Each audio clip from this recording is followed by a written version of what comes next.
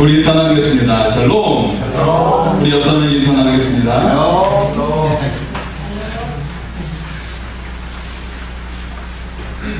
네, 여러분 함께 나누고 싶은 하나님의 말씀이 있습니다. 에스겔 34장 14절의 말씀입니다. 좋은 꼴을 먹이고 그 우리를 이스라엘 높은 산에 두리니 그것들이 그곳에 있는 좋은 우리 위에 누워 있으며 이스라엘 산에서 살찐 꼴을 먹으리라. 아멘. 네. 여러분, 선한 목자 되신 주님 안에 거함으로 여러분의 가정과 그리고 직장과 또 자녀들의 모든 삶에 좋은 꼴이 임하게 되어서 좋은 하나님의 은혜로운 역사가 임하는 하나님의 크신 사람이 함께하기를 소원합니다. 네. 어떤 목사님이 가수와 정치인에게 각각 청혼했던 경험을 같이 나눠보자고 했어요. 그러면서 자신의 이야기를 먼저 하는 것입니다. 저는 아가서의 말씀으로 청혼했습니다. 나의 사랑, 나의 어여쁜 자여, 일어나 함께 가자. 이 말씀으로 청혼했어요. 라고 하는 거예요. 그러자 이제 가수가 말하는 거예요. 저는 아내에게 달콤한 노래로 청혼했습니다. 무슨 노래죠? 라고 말했더니 우리 만남은 우연이 아니야. 그것은 우리의 바램이었어. 라고 하면서 노사의 만남을 이야기를 하는 겁니다. 네, 그래서 대단하시군요 라고 말하는 거예요. 근데 정치인에게 물었어요. 당신은 어떻게 청혼을 했나요? 그랬더니 저는 아내에게 장밋빛 공약을 선언하고 청혼을 하게 되었습니다. 묻습니다. 어떤 공약이었나요? 라고 했더니 정치인이 말합니다. 글쎄요, 기억이 나지 않습니다. 기억이 나지 않습니다. 네, 우리도 환경의 영향을 받으면서 청혼을 하기도 하고 삶을 살아가는 것을 볼 수가 있어요. 제가 한 번은 저희 아이를 유치원에서 데려가는데 하유라 한번 불렀는데 그 다른 친구 엄마가 목사님 아니세요? 라고 목소리 톤을 가지고 그 이야기를 하는 겁니다. 이 앞에 지나가고 있는데 독서놀이 하는 아이예요. 저희 성경학교 할 때도 왔던 아이인데 그 부모님이랑은 믿지 않는데 저를 딱 보더니 그 아이가 인사를 딱 하면서 예수님이시다 그러는 거예요. 저는 목사님이시다라는 말은 들어본 적이 있지만 그래서 그 엄마가 목사님이시다라고 해야지 정정해서 알려주는 거죠. 잘 모르니까 그렇게 이야기를 했던 것이겠죠. 우리는 환경을 따라서 살아가는 것을 볼 수가 있어요. 환경이 좋으면 또 기쁘게 살아가고 환경이 어려우면 또 어렵게 살아가는 것을 볼 수가 있습니다. 우리는 하나님의 은혜 안에서 환경을 초월하는 기쁨을 누릴 수 있기를 소원합니다. 그 첫 번째 비결로 우리는 환경을 초월해서 기뻐하는 지혜를 배워야 한다는 것입니다. 우리는 행복을 결정하는 요소가 환경이라고 생각을 하게 되죠. 그런데 환경이 모든 것을 결정하는 것이 아니라는 사실이에요. 이것을 우리가 알아야 된다는 것입니다. 진정한 기쁨은 환경을 초월해서 얻게 된다는 것이죠. 우리는 모든 환경이나 모든 사람들, 모든 문제 속에서도 기뻐할 수 있는 비결을 배워야 하는 것이에요. 인류 역사상 가장 완벽한 곳이 있어요. 가장 행복한 곳이 있어요. 가장 좋은 환경이 있어요. 바로 에덴 동산이었어요. 그곳에 거했던 아담과 하와가 행복했을까요? 만족했을까요? 그들은 만족하지 못하다가 하나님께 죄를 보면서 하나님과도 깨지고 에덴 동산마저도 파괴되고 말았어요. 무엇입니까? 우리가 만족할 줄 모른다면 내가 구하는 에덴 동산도 파괴될 수 있다는 거예요. 그러나 바울은 감옥에서도 기뻐했다는 것입니다.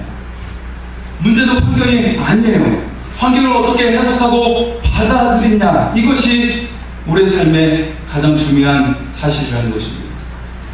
우리의 마음을 잘 가꾼다면 환경을 초월해서 기뻐할 줄 믿습니다.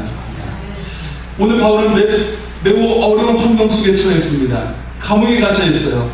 바울은 오늘 13절, 14절, 17절에 나의 매일이란 말을 반복해서 말하고 있어요. 감옥에 갇혀 있을 뿐만 아니라 쇠사슬에 묶여 있는 것이죠. 굉장히 괴로운 환경인 것은 분명합니다. 인정하고 있었어요. 그리고 괴롭히는 사람이 있다라고 말하고 있어요. 바울은 이 어려운 환경을 부인하지 않고 있어요.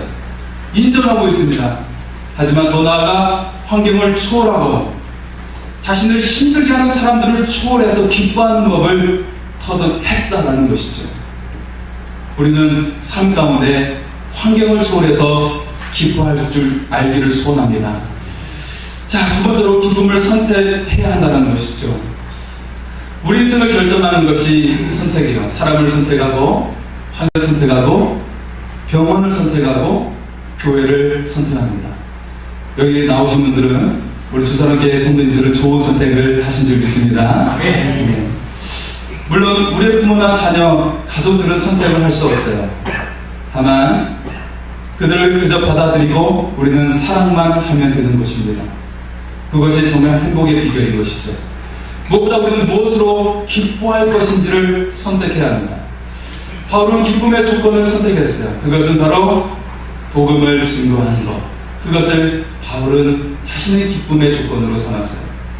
18절에 보면 전파되는 것은 그리스도니 이로써 나는 기뻐하고 또한 기뻐하리라 라고 고백합니다. 바울은 모든 조건을 뛰어넘어서 복음 전파되는 것이 기쁨으로 삼고 있었다는 것입니다. 여러분 자신에게 물어보세요. 나의 기쁨의 조건은 무엇으로 삼고 있는지, 나는 과연 기쁨의 조건으로 무엇을 삼고 있는지. 어떤 사람에게는 기쁨의 조건이 물질이 될 수가 있어요. 어떤 사람은 집을 소유하는 것이 될 수 있고, 어떤 사람에게는 출세하는 것이 될 수 있어요. 어떤 사람은 결혼이 기쁨의 조건이 될 수가 있습니다. 그래서 많은 사람들이 자신이 생각하는 기쁨의 조건이 구비될 때까지, 그것이 이루어질 때까지 행복을 누리진 않아요. 언제나 그날이 오면 바라는 마음으로 살아갑니다. 오늘 가진 것들을 누리는 것을 보류하고 내일에 주어질 행복의 파랑새만을 쫓아서 살아가는 사람들이 많아요. 그러나 그런 조건들이 이루어질 확률은 많지 않다는 것입니다. 그 조건들이 구비되어도 근본적인 문제를 다 해결될 수 없다라는 것입니다. 결국 기쁨은 우리의 마음에 달려있다는 거예요. 우리가 무엇을 기쁨을 근거로 삼냐에 따라서 우리의 행복이 결정된다는 것이죠. 사람들이 환경이나 우리를 기쁘게 해주는 것이 아니라는 것을 우리는 알아야 됩니다. 자신이 기쁨의 이유를 선택하는 것에 따라 환경을 초월해서 기뻐할 수 있다는 거예요. 바울은 예수님을 전파하고 예수님이 전파되는 것을 기쁨으로 삼았어요. 그래서 감옥에서조차도 간수들에게 복음을 전하는 것을 기뻐했어요. 바울에게는 어디에 있느냐보다 무엇을 추구하느냐가 더 중요했다는 거예요. 천국은 우리의 마음에서부터 시작합니다. 예수님은 하나님의 나라가 이미 너희 안에 있다고 말하고 있어요. 그리고 회개하면 천국이 임한다고 말씀하고 있어요. 예수님 안에 모든 것이 담겨 있습니다. 예수님을 믿는 사람은 가장 부유한 사람입니다. 이 자리에 예수님을 모신 사람은 가장 부유한 사람인 줄 믿습니다. 아멘. 세 번째로 아직도 남아있는 것을 기뻐하시기 바랍니다. 한 라비가 여행을 하고 있었어요. 개와 나귀와 그리고 램프를 들고 여행하고 있는데 이제 날이 어두워져서 이제 한 자리에 장막을 치고 눕게 되었습니다. 그래서 램프를 잠깐 켜서 책을 읽고 있는데 바람이 불어오는 거예요. 그래서 램프가 꺼지자 책 읽는 것을 포기하고 말았어요. 잠이나 자야겠다. 자고 있는데 여호가 나타나서 개를 물어가고 사자가 나타나서 나귀를 물어갔어요. 아침에 일어났더니 없는 거예요. 그래서 개도 잃고 나귀도 잃은 채 터벅터벅 마을로 걸어가고 있는데 그 마을에 사람의 그림자가 보이지 않아요.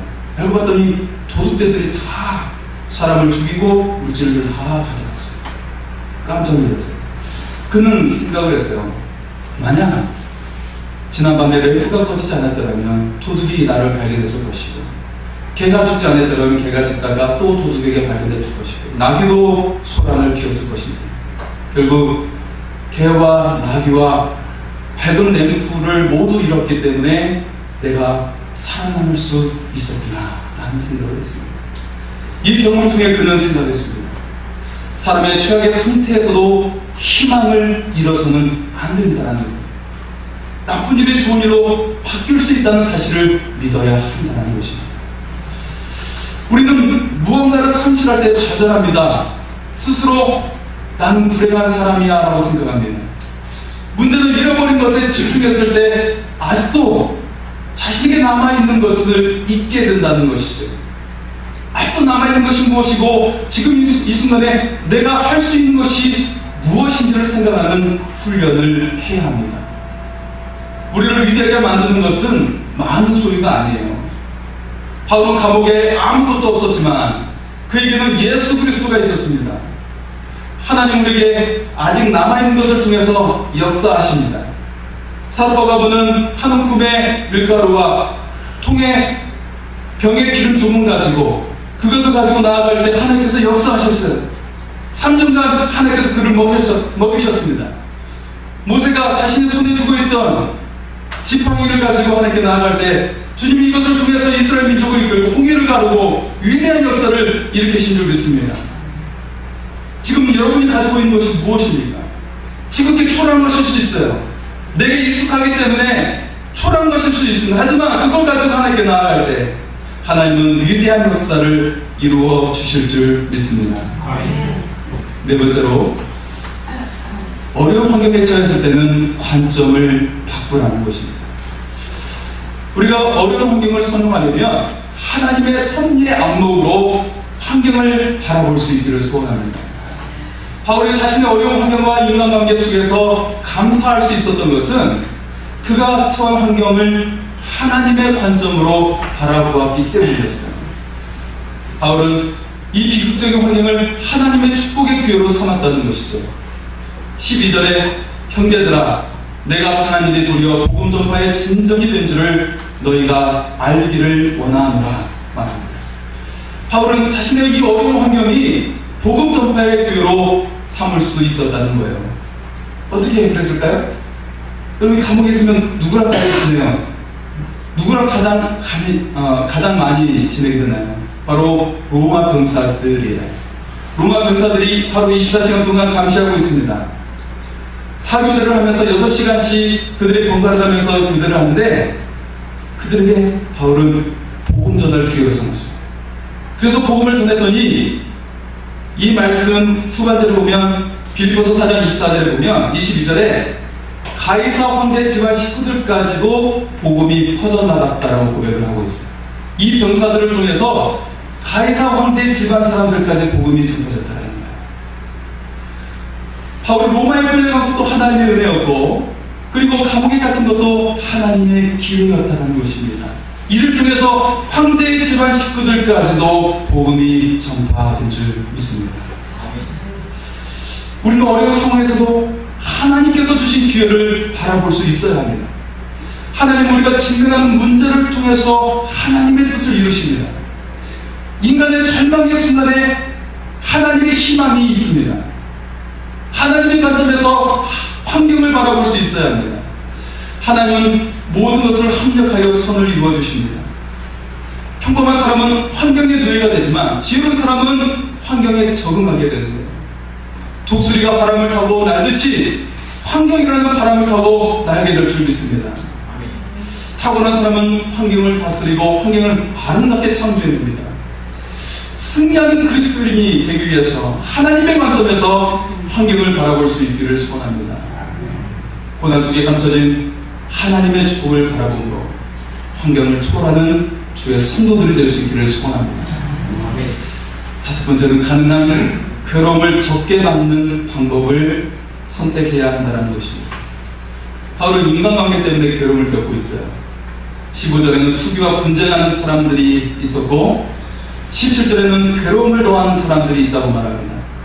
바울은 어떻게 괴로움을 극복할 수 있었을까요? 우리가 그 괴로움을 극복하기 위해서 알아야 되는 것, 첫째는 인생이 어렵다는 것을 인정해야 한다는 것입니다. 인생의 문제는 우리가 이루어지지 않을 것을 기대했을 때 우리가 인생이 더 어려워진다는 것을 알 수가 있어요. 지혜는 인생에 대해 정확히 아는 것입니다. 인생이 어려움이 있다는 것을 인정해야 한다는 것이죠. 우리의 인생에서는 피할 수 없는 고통이 올 때가 있어요. 그리고 우리를 괴롭게 하는 사람들이 존재할 수 있다는 것을 우리는 받아들여야 합니다.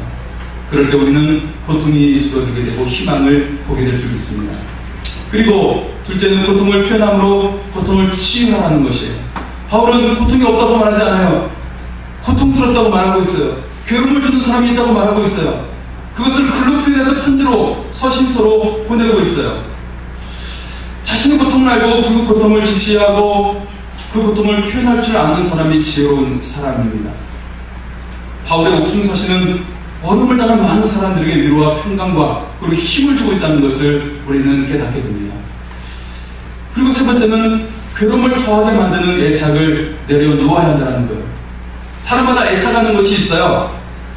좋아하는 것들이 있습니다. 자녀를 좋아하는 사람이 있고 어떤 사람은 어떤 물질에 대해서 어떤 특별한 것에 대해서 좋아하는 사람 애착을 갖는 것이 있는데 그 애착이 공격을 받게 됐을 때, 망가졌을 때, 상처를 입었을 때 우리는 더 큰 아픔을 겪는 것을 느끼게 됩니다. 남성들은 실력이나 능력을 인정받지 못했을 때 상처를 받게 되고 여자들은 어떤 외모나 관계에 있어 애착을 가지는 것을 볼 수가 있어요. 상처를 덜 받기 위해서는 애착하는 것을 내려놓아야 합니다. 내가 애착하는 것, 나를 아프게 한 것, 나를 두렵게 하는 것이 무엇인지를 하나님께 내려놓을 수 있기를 바랍니다. 그럴 때 우리의 상처가 치유될 줄 믿습니다. 넷째는 괴로움 중에도 맡겨진 사역을 계속 하라는 것입니다. 사도 바울은 환경에서도 포기하지 않는 것이 있었어요. 그것은 바로 복음 전파였습니다. 바울은 사명을 따라 살았어요. 그리고 그 사명이 환경을 이기게 한 줄 믿습니다. 그리스도인은 복음의 사명을 따라 살아가는 존재입니다. 어떤 사람은 또 다른 불우한 이웃을 돕는 사명으로 이기게 됩니다. 어떤 사람은 장애인을 돕는 것으로 이기게 되고 어떤 사람은 고아들을 도우면 이기게 됩니다. 내가 그들을 도운 것이 아니라 그 사명이 나를 살리는 거예요. 나를 축복하는 것입니다. 그 사명이 나를 생명의 길로 인도하고 하나님의 영광의 길로 나를 이끄시는 것입니다. 우리 영상을 하나 보고 말씀을 마치도록 하겠습니다.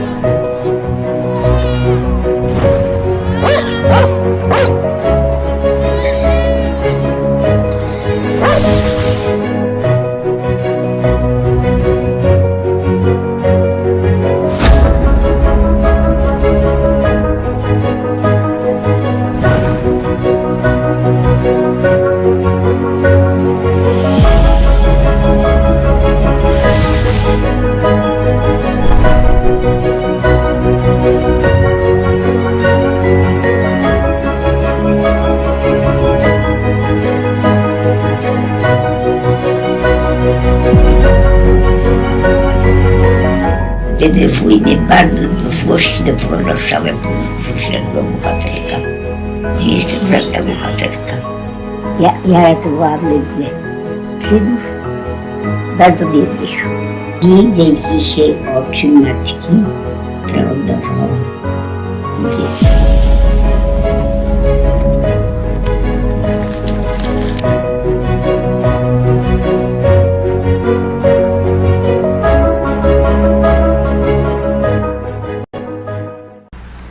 세계대전 동안에 나치 수용소에서 갇혀있던 어린이들 2,500명을 구해냈어요. 마대자리에 숨겨서 혹은 괌에 숨겨서 시체와 함께 숨겨서 2,500명이나 이곳이 나중에 발각돼서 팔과 다리까지 분질러지는 그런 고통 그리고 고문을 받았지만 그리고 사형 선고를 받았지만 극적으로 그녀는 살게 되었고 그리고 그 이후에 그녀에게 그렇게 살았던 아이들이 그리고 자신의 자손들을 데리고 가면서 찾아오는 그녀는 평생 독생이었지만 3명의 아이들을 계속 키우면서 그렇게 해서 98세의 생을 마감하게 되었어요. 그녀가 그렇게 그 고난 가운데 그 모든 것을 이겨내고 아이들을 구해낸 비결은 무엇일까요? 그것은 아이들을 향한 사랑 때문이었어요. 생명을 소중히 여기는 사랑 때문에, 그 아이들을 구해내는 그 기쁨이 너무 컸기 때문에 내가 고문을 당하고 내가 사형선고를 받는 그 순간까지도 그 일을 해냈다는 거예요. 우리의 괴로움을 이기는 것은 사랑의 능력인 것을 기억하시기 바랍니다. 우리에게 사랑이 있으면 모든 것을 견디고 이겨낼 수가 있습니다. 우리에게 사랑이 있으면 우리에게 주어진 일에 집중할 수 있고 그것을 능히 해낼 수 있다라는, 내게는 할 수 있다라는 믿음이 생기는 것입니다. 하나님은 우리를 사랑하셨습니다. 우리를 너무나 사랑하시고 우리를 귀하게 여기셨기 때문에 자기의 독생자 아들 예수 그리스도까지 주시기까지 우리를 사랑하셨습니다. 그래서 우리가 사탄의 그 손아귀 위에서 노예 생활하고 있는 우리를 구해내셨고 하나님의 영광스러운 자녀로 삼으신 줄을 믿으시기 바랍니다. 이미 우리에게 승리를 주셨어요. 그래서 우리의 영혼이 더 이상 어두워지지 않고 그 눈과 불이 벗겨질 수 있기를 소원합니다. 이미 사망과 어둠의 곳에 계신 주님의 손길이 우리와 함께 하십니다. 하나님의 사랑 안에서는 그 어떤 것도 우리를 이길 수 없다는 것을 믿으시기 바랍니다. 우리 삶 앞에 잘 되지 않은 일이 있다면 우리는 먼저 내가 사랑해야 될 사람을 사랑하지 못하고 미워했다면 우리는 하나님께 용서를 구할 수 있기를 바랍니다. 우리 주님께서는 분명히 말씀하셨어요. 나에게 예물을 가져 나오기 전에 내 형제에게 먼저 용서를 구하라. 내 형제에게 먼저 사과하라고 말하고 있어요. 이것들이 막혀있기 때문에 하나님과의 통로가 막혀있고 그 모든 것들이 하나님께서 축복을 주시고자 해도 막혀있는 것입니다. 우리가 더욱더 서로 많은 사랑을 나눌 수 있기를 소원합니다. 그리고 우리에게 무한한 아주 선한 것들을 주시기 원하시는 그 하나님의 사랑 앞에 나아가는 하나님의 사람들이 될 수 있기를 소원합니다. 우리 찬양하면서 하나님의 사랑의 손길 가운데 환경을 초월하는 믿음을 가지고 나아갈 수 있기를 소원합니다. 하나님의 사랑을